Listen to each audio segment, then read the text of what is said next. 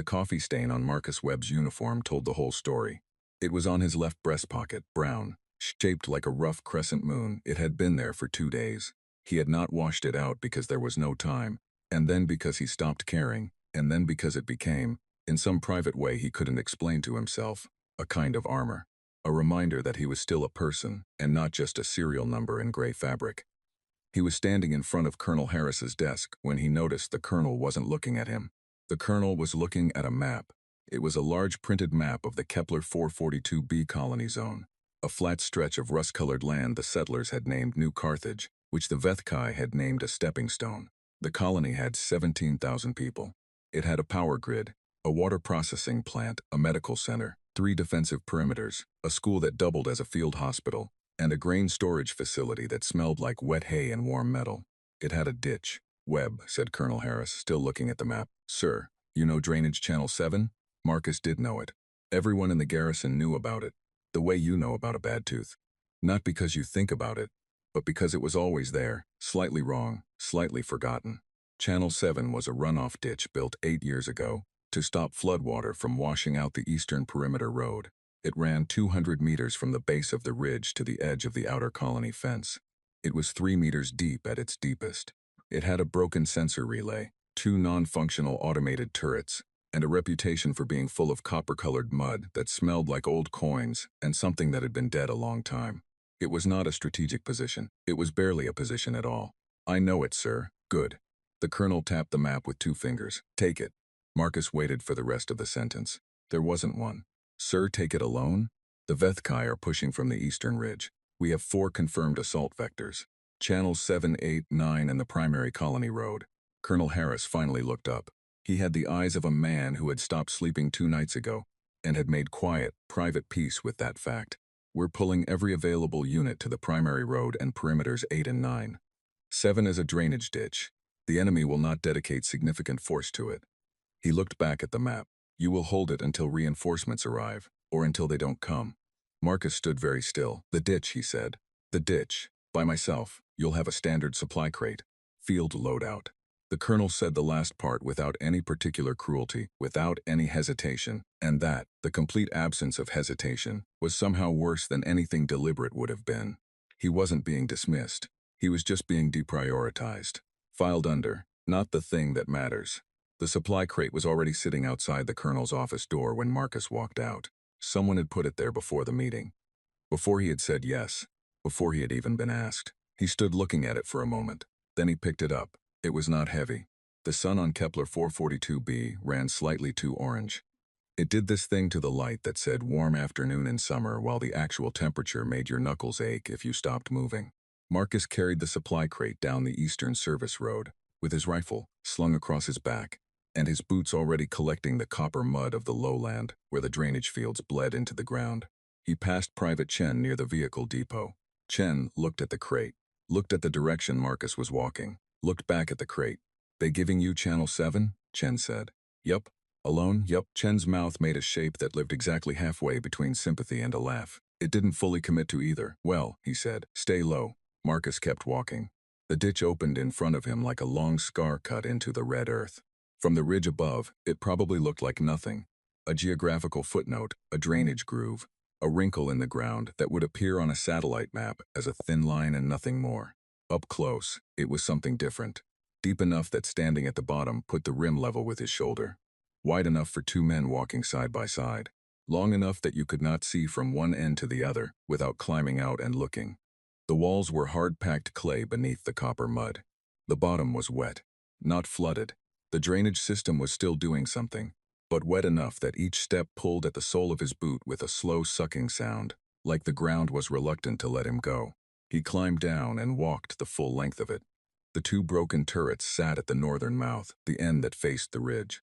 They were M7 automated perimeter defense units, squat and gray, low to the ground, built to rotate and fire on motion-detected targets.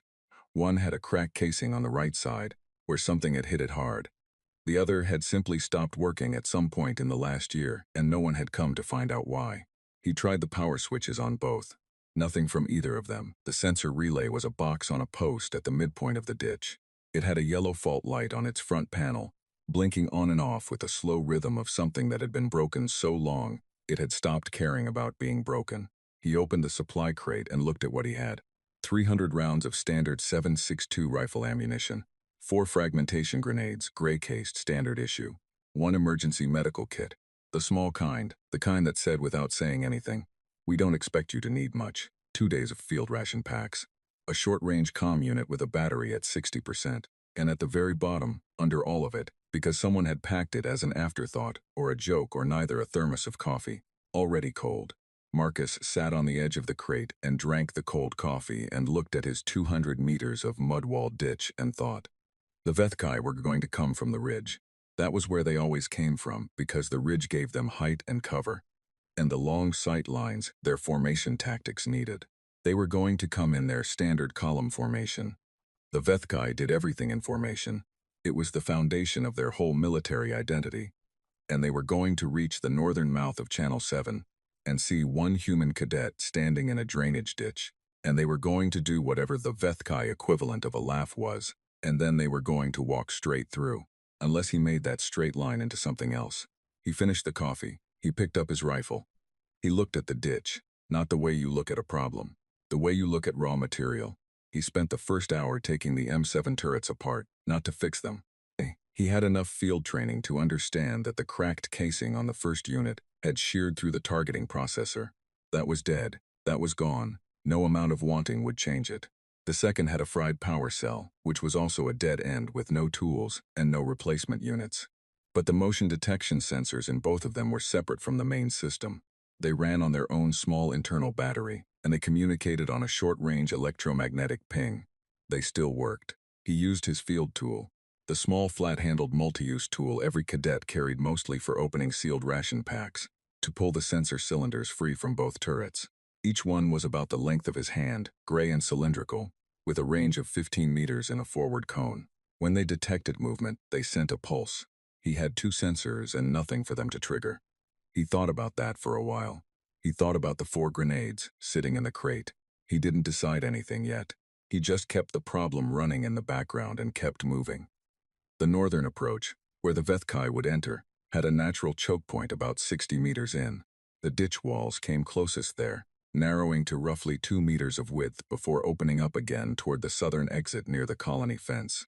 That narrowing was just geology. The clay formation did it naturally. It had never been designed as anything. But anyone moving through the ditch from north to south would have to pass through that gap in single file or near to it. Marcus looked at the narrowing for a long time. Then he climbed down to the waterline and started digging with the field tool and both hands. The clay was hard on the surface and softer an inch below, and the copper mud was everywhere within seconds, and his hands were brown to the wrists within the first 5 minutes, and new stains were appearing on his uniform to keep the old coffee stain company. And he didn't care. He kept digging. He was cutting shallow shelves into the ditch wall, low near the waterline, below where anyone walking through would naturally look. Each shelf was about 30 centimeters deep and 40 wide, big enough to hold things, stable enough to hold them without shifting. He made 3, 1 on each side at the narrowing, 1 just past it on the south side. He left them empty for the moment. He climbed out on the colony-facing southern side and looked at the ground level. Flatland running toward the outer fence 150 meters away. Scrub grass, a few low rock clusters. No cover worth the name, but no obstacles either. He walked north along the ridge-side rim of the ditch, staying as low as he could, studying the approach. The ridge was 400 meters out, maybe a little more. The trees there were gray-blue, with broad flat leaves that knocked against each other in the wind like ceramic plates being stacked. The Vethkai would stage inside that tree line. They would come out of the forest, cross 400 meters of open ground, reach the northern mouth of the ditch, and move through it heading south toward the colony fence. They would not expect anything waiting for them in the ditch. They would not expect one cadet, an unremarkable, coffee-stained, third-year cadet who had been assigned here because he was the most expendable person in the garrison, to have done anything useful with his afternoon. That gap, the space between what they expected and what could actually be true. That was the only weapon he had with any reach. He went back down into the ditch. By the 3rd hour, his knees hurt and his back was tightening up and the cold was getting into his fingers despite the work. He had stripped the communications cable from the broken sensor relay, gutted the box entirely without guilt, since it hadn't worked anyway, and used the thin wire to connect his first motion sensor to a small indicator light pulled from the relay circuit board. When the outer sensor triggered, the light blinked red. He ran the wire carefully along the base of the east wall, hiding it under a thin, pushed-over layer of mud. He fixed the sensor to face the northern mouth, aimed north, 15-meter range. Then he did the same with the second sensor at the narrowing point, wired to a different indicator light. This one green. Red light, something moving within 15 meters of the northern entrance. Green light, something inside the narrowing. 2 blinks. 2 pieces of information. That was all it was. But information in the dark was worth more than ammunition if you knew how to use it.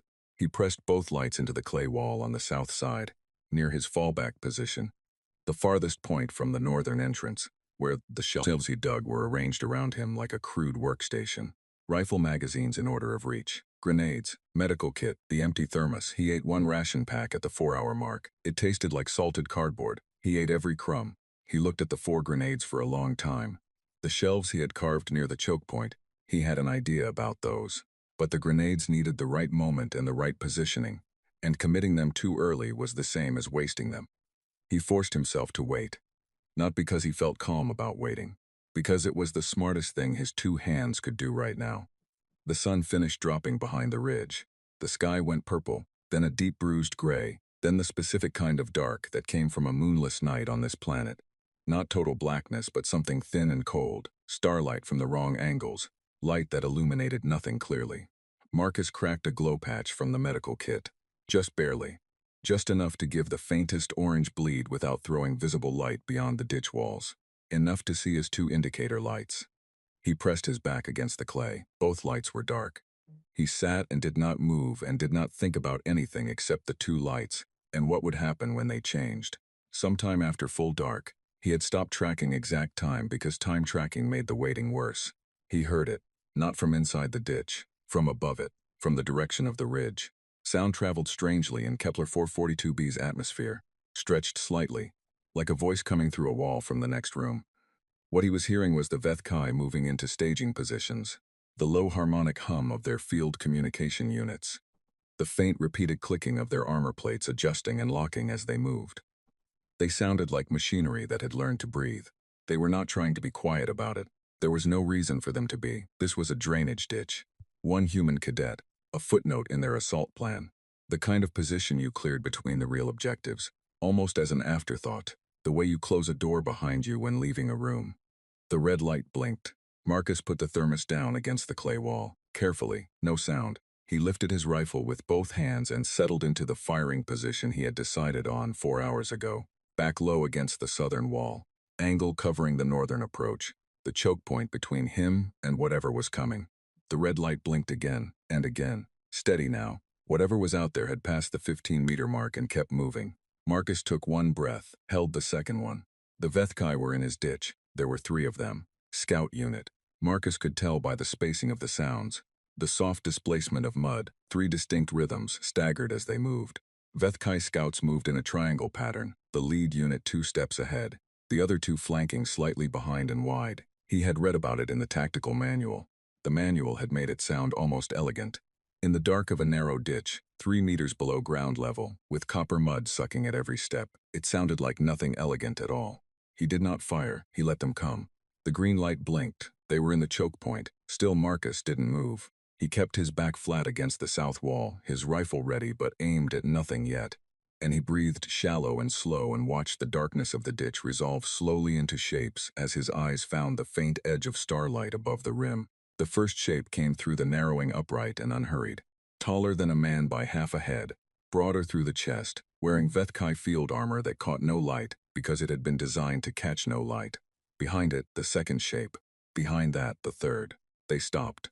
The lead scout stood in the middle of the ditch, a few meters south of the narrowing, and looked around. Marcus could hear the soft scanning pulse of a Vethkai sensor unit built into the scout's helmet, a low tick-tick-tick that swept and returned, mapping the space, finding the broken turrets, finding the stripped relay post, finding nothing threatening.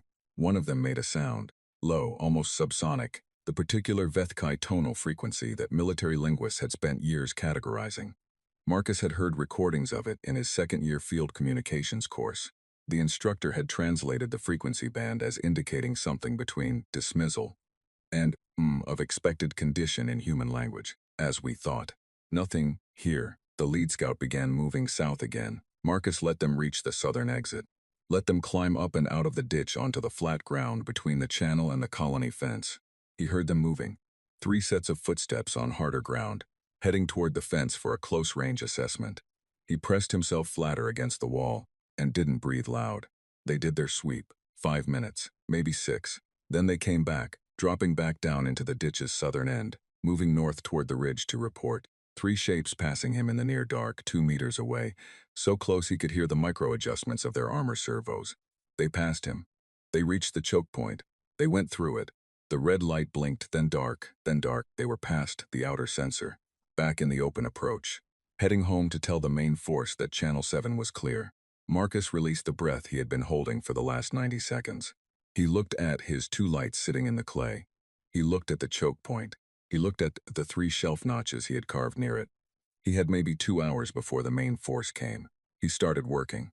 The idea he had been turning over since the afternoon was this. The choke point was the only place in the ditch where the enemy had to compress, where a formation became a single file, where the advantages of numbers and spacing that the Vethkai relied on went temporarily small. 2 meters wide, that was the narrowing. 2 meters. He positioned the first grenade in the left side shelf at the narrowing. He did not pull the pin. He wired the pin to a thin length of stripped cable, running the cable along the bottom of the wall to his position at the south end. When he pulled the cable, the pin would pull. He had 4 seconds after that, standard fuse on field grenades, before it went. He did the second grenade the same way on the right side shelf. 2 separate cables, 2 separate triggers, both held in his left hand. He positioned the third grenade in the shelf just past the choke point on the south side, angled back toward the narrowing. Same wire setup, third cable. He held the 4th grenade in reserve and put it in his chest pocket. He sat back and looked at his 3 cables and thought through the sequence. Enemy enters ditch from north. Red light. He waits. They reach the choke point. Green light. He waits a beat, lets the front units clear the narrowing, and move south toward him while the following units are still inside it. He pulls cable 1 and 2 simultaneously. Both grenades in the choke point walls go at once. The blast in a 3-meter deep, 2-meter wide clay channel is not the same as a blast in open air. It is a different kind of event entirely. He had read about this in a history file actually, not a military manual. A history file about a battle in a river trench on a different colony, 130 years ago, before anyone had even heard of the Vethkai, when 2 human factions had fought each other over a water source. Someone had used channel grenades. The after-action notes described the results in the flat, careful language of military reports. And even in that careful language, the results had been ugly. The clay walls would direct the blast inward, concussive force with no room to spread. Then he would fire at whatever came through toward him. Then cable 3. The grenade passed the choke point, aimed backward, for whatever turned and tried to retreat. Then the 4th grenade by hand if it came to that. Then the rifle until the magazines were empty. He sat with this plan for a long time and let himself feel how thin it was, how many things had to go exactly right, how many variables were outside his control. Then he put that feeling down, the way you put down something heavy when you need your hands free, and he looked at his lights and he waited. The first hour of waiting was the hardest. His mind did what minds do in darkness when there is nothing to occupy them. It went looking for things to be afraid of, and it was very thorough about it. It found the question of whether the main force would send 10 units or 30. It found the question of what happened if a Vethkai commander decided, on instinct or caution, to approach Channel 7 from the south instead of the north. It found the question of whether the grenade wires would hold, whether the fuses would perform as expected, whether his hands would shake at the wrong moment. He let all of it move through him and kept his hands still. The second hour was easier. He had slipped into that particular state that soldiers and surgeons, and anyone who has ever sat waiting in the dark long enough eventually find. A kind of hollow readiness, all noise inside quieted down to a single point of attention. Not calm, not brave, just present. He ate the second half of his ration pack. He thought about getting up and stretching his knees, which were screaming at him. He decided the mud sounds of movement weren't worth the relief. He looked at the 2 lights. He looked at them until they were the whole world. Midway through the 3rd hour, sounds drifted over from the west. Muffled, distant. The percussion of weapons fire, not at Channel 7, but at Perimeter 8. The main assault was beginning somewhere. The garrison was engaging the primary force vectors, which meant the secondary forces were beginning their approach too. Marcus pressed his back flat. The red light blinked. Not a scout rhythm this time. Faster. More weight behind the mud sounds from the north. More steps, more mass, a crowd of sound where 3 individuals had been before. He tightened his grip on the 3 cables. The red light blinked and blinked and blinked. Steady now. A continuous signal. Multiple contact points moving inside the sensor range simultaneously. He counted heartbeats. 12, 15. The sounds reached the choke point. The green light blinked on and stayed on. Marcus waited one more full breath. The front units clearing the narrowing. The following press behind them still inside it. And then he pulled both cables, left hand, one sharp tug on each at the same time. He had time to press himself flat and cover his ears before the world inside the ditch became noise. The 2 grenades went within a fraction of a second of each other, and the sound they made in the enclosed clay channel was not the flat crack of an open field detonation. It was a compression, a hard, massive push of air that hit Marcus in the chest like a shove even from his position 20 meters south. Dirt and clay fragments rained on him. The walls of the ditch absorbed the blast and threw it back inward, and the sound was enormous and then suddenly gone, replaced by a ringing silence and then screaming. Vethkai didn't scream in frequencies humans could easily hear, but at high physiological distress the low harmonic of their vocalizations spiked upward, and what filled the ditch was a high-pitched, overlapping layered sound that Marcus had no language for, except that it was awful. He was already up and firing. The units that had come through the choke point before the blast, 2, maybe 3, were disoriented. In the ditch ahead of him, Shape stumbled. His rifle was on semi-automatic and he fired controlled pairs, the way he had trained, the way that felt almost mechanical now. 1-2, shift, 1-2, shift. The first Shape dropped. The second took a hit and moved sideways into the wall. He fired again. Behind him, nothing. They had come in from the north and his cable 3 was for the ones who turned back. He heard movement in the choke point, something trying to push through the aftermath of the blast. He pulled cable 3. The third grenade sent its force northward, through the narrowing, and the sounds from the choke point stopped. Then there was a long moment of near silence broken only by the ringing in Marcus's ears and the distant thud of the battle at perimeter 8. He counted to 5. He moved north carefully, stepping around the shapes in the mud, keeping his rifle ready.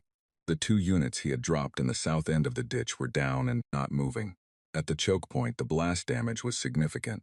The clay walls had fractured and partially collapsed. 3 more Vethkai were down in the narrowing and just past it. He counted. 5. He moved to the north of the choke point and looked at the approach. Empty. The red light was dark. Whatever had come in had either been in the ditch or had pulled back to the ridge when the grenades went. He stood still for a moment in the ruined choke point with his rifle and the smell of clay and burnt metal and listened. Across the comm unit, voices were clipping in and out. The garrison's main command channels were saturated. Everyone talking at once, the sounds of the primary engagement bleeding through as static and fragments of sentences. He caught parameter 8 holding and 9 taking pressure and nothing else that was coherent. No one called his channel. No one checked on the ditch. He went back to his position at the south end and sat down. His hands were shaking. Not wildly, not a collapse, but the particular vibration that came when the body understood what had just been asked of it and was filing a formal complaint. He let them shake. He reloaded the rifle. He pressed his back to the clay. He had 300 rounds minus what he had fired, maybe 260 left. He had 1 grenade in his chest pocket. He had no more wires and no more shelved grenades. Whatever came next would be direct. The red light was dark. He looked at it and waited for it to change. Somewhere north of the ridge, the Vethkai scouts had reported back, and now the unit commander was reading their report, and the report said, Channel 7 was clear scouted, confirmed, no threats. And then immediately after that, the reports from the assault units said 5 soldiers were down in the channel and the approach was contested. Marcus sat in the mud and thought about what a Vethkai commander would do with that information. He thought, they're going to send more, he thought. They're going to send a lot more. He looked at the dark red light. He looked at the single grenade in his pocket. He picked up the cold, empty thermos from where it sat against the wall and looked at it for no reason he could name. Just holding it, just having something to hold. Then he put it back down. He straightened his grip on the rifle. He waited. The Vethkai commander's name was something that had no human pronunciation, and the humans in the garrison had designated the commander, based on intercepted communication signatures, only as Ridge 7 Actual. Ridge 7 Actual had a problem. The problem was not that 5 soldiers were down in a drainage ditch. 5 soldiers was within the acceptable range of a contested approach. Problems arose. Obstacles were removed. This was the ordinary arithmetic of an assault in progress. The problem was the report itself. The scouts had cleared Channel 7, confirmed no threats, confirmed single human presence, no fortifications, non-functional defensive units. And then 5 soldiers had gone into that confirmed clear channel and not come out. That was not an obstacle. That was a contradiction. And the Vethkai, who built their military doctrine on the near-religious authority of confirmed intelligence, found contradictions deeply, fundamentally offensive. Ridge 7 Actual sent 12 soldiers into Channel 7. This was not a small number. This was a correction. A sharp, hard correction sent to fix a problem that should not have existed. Marcus saw the red light blink on and stay on long before he heard them. He counted the weight of the sounds as they moved through the northern approach. More feet in the mud, more mass. The sounds of units moving in coordinated spacing, the Vethkai way, the way they moved everywhere always. Tight, controlled, professional. He had 258 rounds and 1 grenade and a drainage ditch. He did not move from his position at the south end. He let them come to the choke point. The choke point was damaged from the earlier blast. The walls had partially collapsed on both sides, narrowing the space further. Instead of 2 meters wide, it was now barely wide enough for one person at a time. Maybe 1.5 meters through the rubble. The blast debris was still in the channel. Clay chunks, loose soil, pieces of what had been the wall. He had not planned that. It had just happened. He spent a moment appreciating it. Then the green light blinked on and he started shooting. The thing about shooting inside a deep clay ditch at night was that the muzzle flash of the rifle turned the world on and off, strobe lighting the channel in half-second bursts of white. In those bursts Marcus could see. Between them he was blind. He made himself shoot in controlled pairs and pause. Shoot and see, pause and listen, shoot and see. The first unit through the choke point went down before it reached him. The second took his fire and pushed through it, hit somewhere non-vital, still coming, and Marcus sidestepped and put 2 more rounds in before it reached him. 6 feet away, 3 feet, then down. Too close. He felt the wind of it. Behind the choke point, the others were pressing. The narrow gap was creating exactly the compression he had wanted, but now he had no grenades wired into the walls to take advantage of it, and they were working through the obstruction steadily. The Vethkai discipline holding even in a dark rubble-filled ditch with the sounds of the dead around them. He pulled back south, firing as he moved. Not sprinting. There was no room to sprint. The mud took your footing if you tried. But moving backward in measured steps, putting distance between himself and the choke point, buying angle and time. 2 more units pushed through. He hit the first. The second got through uninjured. Then it was inside the south section with him. It was fast. That was the thing about the Vethkai. Everything they did was fast and very sure. It came at him in the dark between his muzzle flashes, and he had just enough of a burst of light to see it closing. And he threw himself sideways into the clay wall, and it hit the space where he had been, and its elbow hit the wall instead of him. And in the second it took to reorient, he fired twice from point-blank range, and it dropped. He landed in the mud, got up, kept moving south, the southern exit, the open ground between the channel and the colony fence. He didn't want to leave the ditch. Leaving the ditch meant open ground. Open ground meant no walls around him, no compression of enemy movement, no terrain working for him. But staying in the ditch with 8 or 9 Vethkai between him and the only defensible geometry he had was a shorter way to end up dead. He went up the south wall, scrambling fingers in the clay, rifle banging against his hip, and came out on flat ground under the thin star-spattered sky. He ran, not far, 40 meters, to the nearest cluster of rocks he had noted that afternoon. Low, 1/2 meter high, not real cover, but the best available cover. And he dropped behind them and pressed flat and pointed the rifle back at the ditch's southern exit. He breathed. He waited. The first shape came out of the ditch 6 seconds later. He shot it. The second came up 5 meters west of the first. He shot it. There was a pause. 15 seconds of nothing from the ditch exit. Marcus lay in the thin grass behind his rocks and felt his heart slamming itself against his ribs like it was trying to get out. And he forced his breathing to slow, and he kept the rifle on the ditch rim. The Vethkai were very smart. He knew this. He was not operating under any illusions. They were smart and disciplined, and there were 12 of them. And there was one of him. And they were going to figure out where he was within a few moments, at which point 2 of them would hold the ditch exit, and the rest would flank left and right on the surface. And he would be caught in the open with no walls to save him. He had maybe 30 seconds before that started happening. He pulled the last grenade from his chest pocket. He looked at the ditch exit. He pulled the pin. He held the grenade for 2 seconds, counting, watching the exit, and then he threw it hard and flat into the southern end of the ditch, into the open channel below, and pressed himself flat against the rock. The grenade went off inside the channel, the compression effect again. That hard-contained push, dirt raining outward, then silence from the ditch. Then one shape appeared at the rim, moving fast, and Marcus fired once and it dropped. Then nothing, long nothing. He lay still and didn't move and watched the ditch exit and listened. After what felt like a long time but was probably 90 seconds, the comm unit on his belt buzzed with a fragment of signal. Not a voice, just a carrier ping, the garrison's automatic position signal pinging all active field units. He pressed the transmit button twice in response. Alive. Here no answer came back. Too much traffic on the main channels. He lay behind his rocks in the thin starlight and did the math. He had fired. He counted in his head, tracking by magazine, approximately 80 rounds. He had 200 rounds remaining across his magazines. He had no grenades. He had no wires and no sensors and no tricks left in the bag except himself and the rifle and whatever terrain he could find. He had been out of the ditch for less than 5 minutes, and already he hated the open ground. The ditch had been his. He understood it. He had prepared it. Out here, he was just a man in the dark with a rifle and some rocks. He needed to get back in. He waited for 2 full minutes, counting seconds, forcing himself to count, because it kept his mind anchored to something. And then he moved in a low crawl back toward the ditch, angling to the eastern side of the exit, approaching from a different angle than he had left. He looked over the rim. The south section was empty. The shapes that come through the choke point were down, some at the blast site, some further south. Nothing was moving. He dropped back in.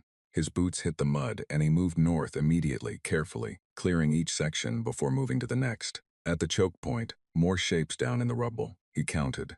6 down in the channel itself between north and south, plus 3 he had taken on the surface. That was 9. 12 had come in, 3 unaccounted for. He stopped moving. He held his breath and listened. Somewhere north of the choke point, in the northern approach, between the narrowing and the ditch entrance, something was still in the ditch. 3 of them. They had not pushed through. They had stopped, waiting for him to come north. Marcus stood very still in the mud and looked north into the darkness, and thought about 3 trained Vethkai soldiers, sitting in a narrow trench, pointing their weapons at the choke point, waiting for a human to walk into their sight line. He thought about this for a long time. Then he looked at the fractured wall of the choke point, specifically at the section that had collapsed inward, where the clay had given way and piled into the channel floor. The collapsed section had created something he hadn't had before. A rough, uneven step in the wall, a series of clay ledges leading upward. Not a ladder, not even close to a ladder, but a way out if you were willing to use your knees badly. He climbed. He came out of the ditch on the eastern rim, the ridge-facing side, and moved on hands and knees through the scrub grass in the dark, going north along the outside of the channel. He moved slowly, slower than he wanted to. The Vethkai had hearing that picked up soil compression at short range, and the scrub grass was brittle and would crackle if he moved fast. He counted his steps, 30 north along the outside. He was past the choke point now, close to the northern mouth. Somewhere below him, 3 Vethkai were pointing their weapons south at a gap they were certain he would come through. He looked over the rim, 2 shapes directly below. One slightly further south. He had been in the prone position with the rifle for so long his right shoulder was numb. He ignored that. He took the 2 closest shapes in quick succession from above. The angle was terrible, too steep, but they were not looking up. No one expects fire from directly above. It is not a thing military doctrine accounts for cleanly, and then rolled sideways before the third could reorient.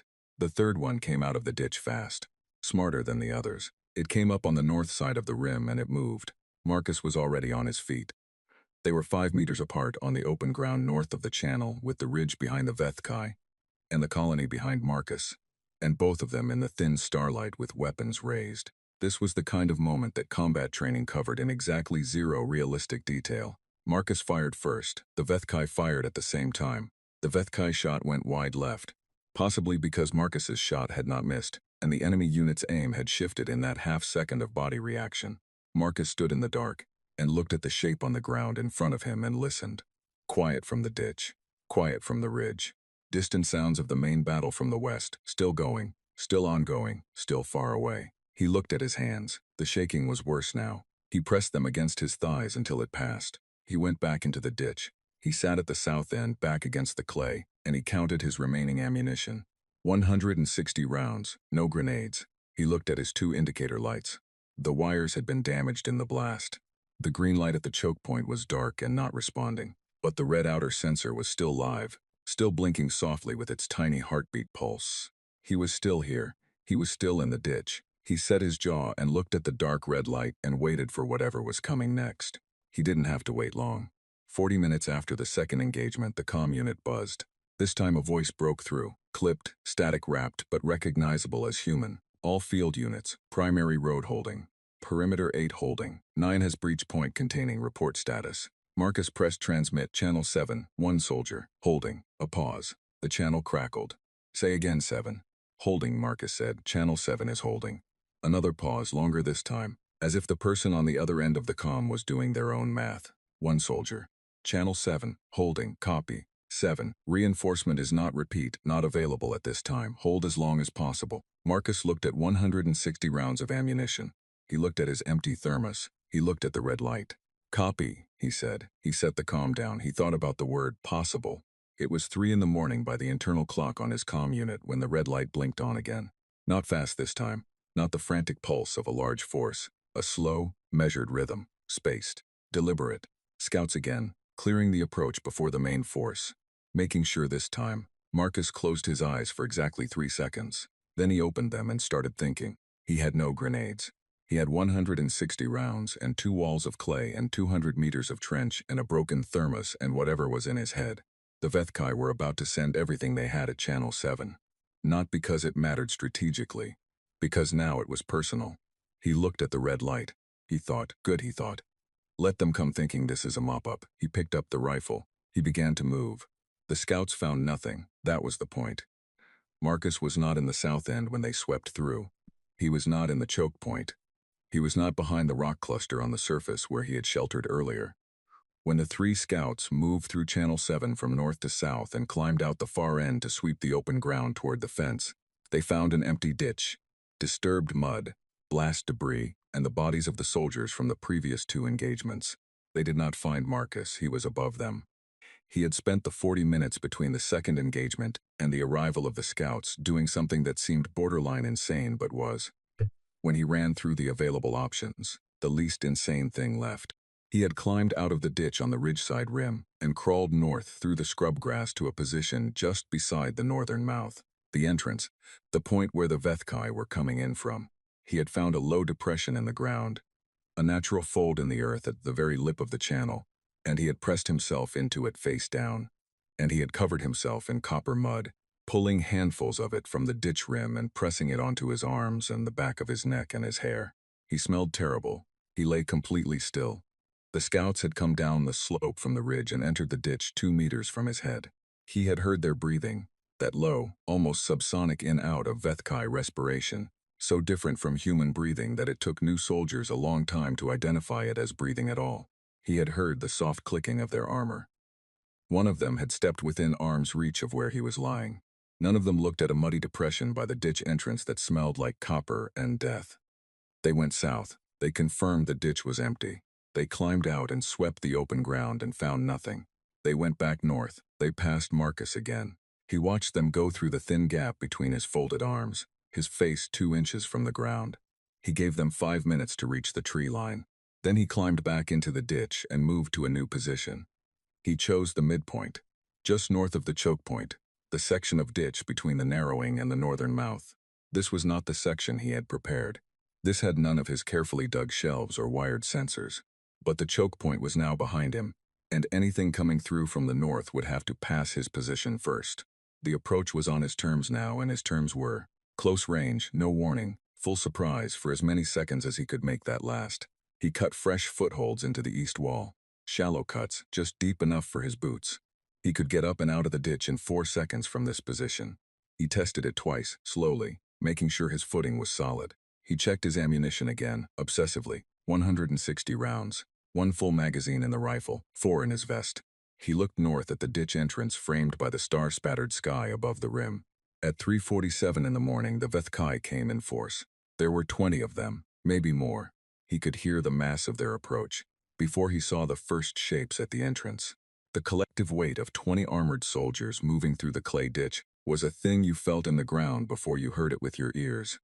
A low rhythmic tremor, coming steady and fast. They were not going carefully this time. The scouts had confirmed empty. The commander had sent a force large enough to overwhelm anything they might have missed. This was by Vethkai doctrine, a mopping-up operation. Fast entry, fast sweep, fast exit. The first 3 units came into the ditch entrance upright and moving. Marcus was 8 meters south of the entrance, pressed against the east wall, still caked in copper mud. And he shot the front unit twice and the second unit once and moved. The Vethkai military response to unexpected contact in a confined space was immediate and practiced. Forward units pressed, rear units spread to the walls, support units aimed at the direction of fire. It was a good response. It was the right response. It was designed for a shooter in a fixed position. Marcus was not in a fixed position. He was running south along the east wall, not sprinting. The mud made a full sprint impossible, but moving fast, fast enough, and he was firing as he ran, half-turned, rifle against his side, not aimed shots, suppression, noise, and flash in a tight dark channel. He was not trying to hit anything in particular. He was trying to make the air in front of him hostile. He reached the choke point and went through it sideways. The collapsed walls had narrowed it to a squeeze, and once through he turned fully and fired at the narrowing. The front units of the Vethkai force had been pushing south after him, and the leading ones hit the choke point obstruction and slowed, and Marcus shot 2 of them in the gap, and the bodies added to the debris, and the choke point went from navigable to nearly blocked. He backed to the south end of the ditch. He listened to the sounds from the choke point. Vethkai were working through it. They were pulling at the rubble. They were disciplined, and they were not panicking, and they would clear it. It was a matter of time. He looked at the south exit of the ditch. He looked at the colony fence 150 meters away. He had a decision to make and almost no time to make it. If he climbed out to the south and crossed the open ground to the colony, he lived, probably, until the Vethkai followed him onto the open ground, which they would, and then it was a chase in the dark with no walls and no terrain and a single rifle. If he stayed in the ditch, he had the terrain and no room to run. He heard rubble shifting at the choke point. He stayed in the ditch. He did something that was not in any manual he had ever read. He went back north. Not through the choke point, through the wall. The choke point's blast damage had fractured both walls, and where the clay had collapsed, it had also created a rough bypass, a scramble route along the east wall's rubble pile that went above the narrowest point and back down the other side, outside the choke point geometry. You couldn't stand on it. You could belly crawl along it if you were willing to have clay shards in your face. He belly crawled along it. He came down behind the leading Vethkai units who were working on the choke point debris from the south side. He was behind them now. They were facing south, working to clear a path south, expecting the human to be south. He fired at their backs from 8 meters away. The next 4 seconds were the purest version of chaos Marcus had ever been inside of. The Vethkai force reacted with immediate speed.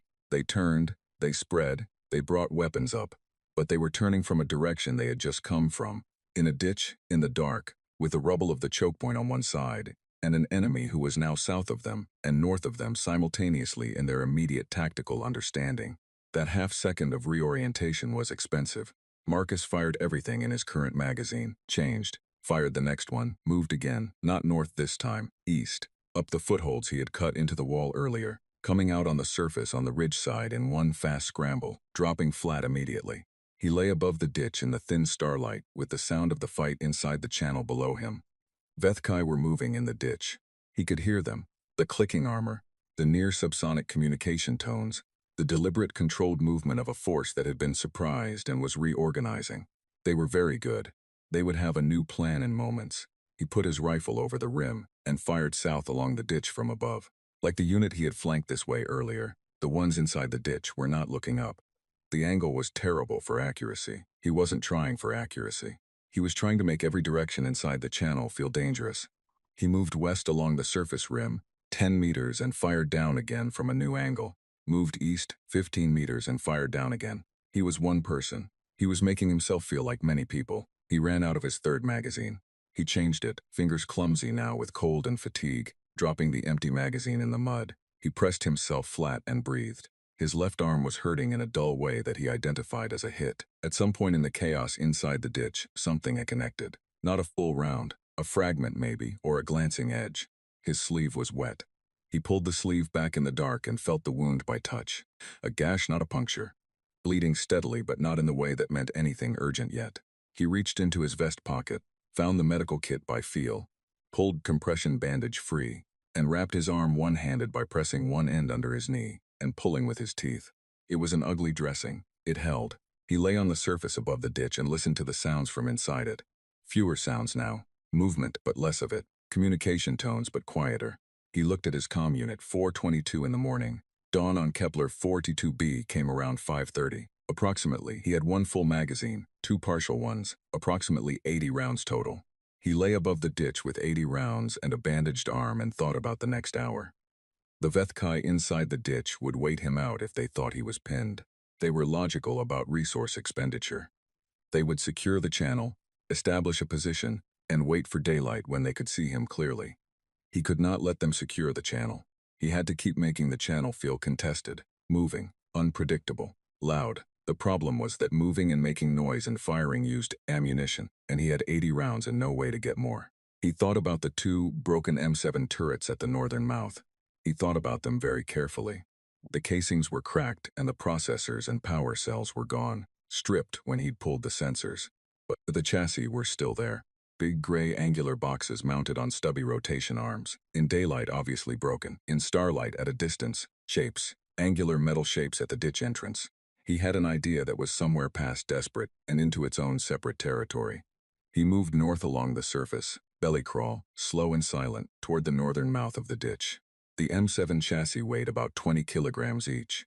He knew this because when he got back into the ditch via the north entrance, coming in before the bulk of the remaining Vethkai force, who were in the center and south sections, he had to move them. Not far. He dragged them south from their original positions, one at a time, 12 meters each, leaving long grooves in the mud. His arm screamed. He dragged them anyway. He positioned them side by side, blocking the south side of the choke point rubble. They filled roughly half the width of the post-blast ditch. Not a real barrier, a suggestion of a barrier. In the dark, from the south side looking north, they looked like two machine gun platforms dug into a defensive position. He positioned himself behind them, flat, rifle through the gap. He aimed at the choke point. He waited. When the first Vethkai shape tried to push through the rubble from the north side, testing the choke point, looking for the clear path, he fired once. The shape pulled back, a pause. Communication tones from the north section low and rapid. A discussion, then nothing. Marcus lay behind two broken, empty, useless machine gun casings and held his breath. He thought about what it looked like from the north side, a defended position, two heavy weapons platforms. A shooter behind them in a blocked choke point who had already taken down 17 or more of their soldiers in the last 3 hours using terrain and darkness, and whatever else he had found. He thought about what the Vethkai commander was thinking right now. The commander did not know there was one human in the ditch. The scouts had confirmed no fixed fortifications, but fixed fortifications had appeared. The force had taken significant casualties in what was supposed to be a cleared drainage channel. The channel had demonstrated grenades, automatic fire, flanking fire from above, and some form of sensor capability. The commander was looking at an intel report that said, empty ditch, and a casualty report that said 17 soldiers. That gap again. The gap between expected and actual. Marcus pressed his forehead against the top of the M7 chassis and felt the cold metal and breathed. He heard the Vethkai pull back north, back toward the entrance, back up the approach toward the ridge. Not retreating, reorganizing, calling for support. Calling for the kind of support you called when an empty ditch turned out to be something else. Marcus looked at his comm unit, 4:51 in the morning, less than 40 minutes to dawn. He had a partial magazine in the dark. He needed both of them to last. He lay behind his empty turrets in the mud and the cold and the dark, and he looked at the northern mouth of the ditch and he waited for what was coming. The Vethkai brought a barrier unit. Marcus didn't know the human military designation for it. He knew what it was by sound. The deep, slow pulse of a heavy field projector being positioned somewhere on the ridge slope, outside the channel, beyond the 400-meter open approach. The pulse had a physical weight, a subsonic pressure you felt in the chest before your ears caught up to it. A barrier unit was a siege weapon. It was what you brought when you needed to clear a fixed position without sending infantry into a choke point.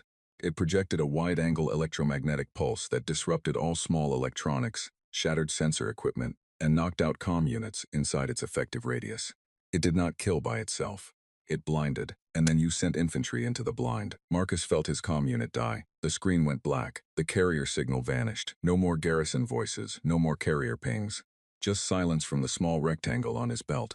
He looked at his indicator lights. The red outer sensor light was dark, dead. He was alone in the ditch with no sensors and no communication and no way to know what was coming until it was already at the entrance. He had 41 rounds left. He looked at the northern mouth of the ditch, open, dark.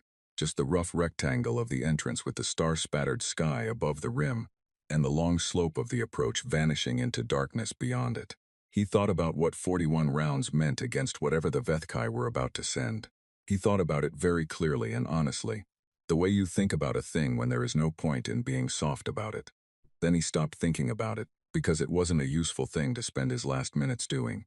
He made himself eat. He had one ration pack left. He opened it and ate it in the dark behind the 2 empty turret casings, and it tasted exactly as bad as the first one had. And he ate every scrap of it, because his body was burning everything it had and would need whatever he put in. He flexed his left hand.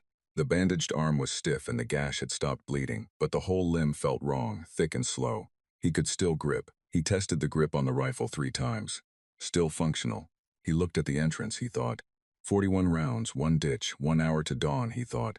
Make it expensive, that was the whole plan. Everything had been in service of that. Make Channel 7 expensive. Make it cost more to go through than to go around. Make the Vethkai spend soldiers and time on a drainage ditch, until those soldiers and that time became a thing their assault plan couldn't absorb. He had not won anything. He had not stopped anything. He had been a stone in a boot for 7 hours. He intended to keep being a stone for 1 more hour. He pressed his back flat against the M7 chassis and pointed his rifle at the entrance. He waited. They came at 5 in the morning and they came differently. No column, no formation sweep. They came spread wide along the ridge-facing rim of the ditch, multiple positions, dropping in at staggered points along the north section, instead of funneling through the entrance. 3 points of entry simultaneously, the mouth, and 2 points where they had cut down through the rim walls on either side. Good thinking. It was genuinely good thinking. It eliminated the choke point as a defensive feature entirely. Marcus was firing before the first shape hit the mud. He had given up on the position behind the turret casings the moment he heard them on the rim. He was moving, staying low, angled toward the east wall, and he shot the first shape through the entrance and then the first shape through the eastern rim breach, and then he was running south again. Moving, always moving, never where he had been for more than 3 seconds.